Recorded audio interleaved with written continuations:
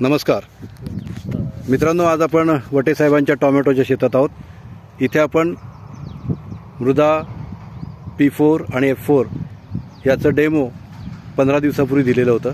याबद्दलची अधिक माहिती आपण त्यांच्याकडून स्वतः ऐकूया. नमस्कार. नमस्कार, मी सचिन वटे, मांगरू, तालुका मारगाव, यवतमाळ जिल्हा.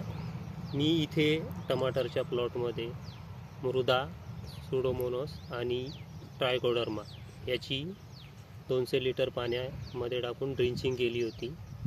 त्याच्यानंतर मी प्रारंभ आणि प्रहार वरून फवारणी केली.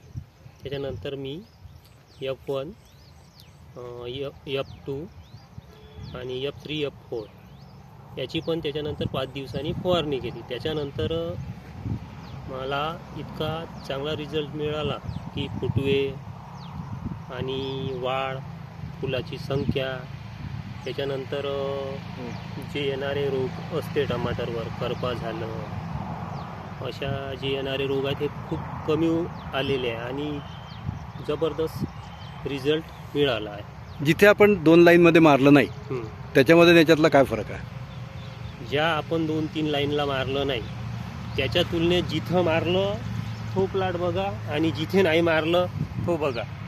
त्याच्यामध्ये जे 3 लाईन मारलं नाही त्याच्यामध्ये मर रोग आपला कायम आहे. अच्छा. आणि जिथे मारलं तिकडं विषय पॉश आहे बिलकुल. काय सांगाल लोकांना?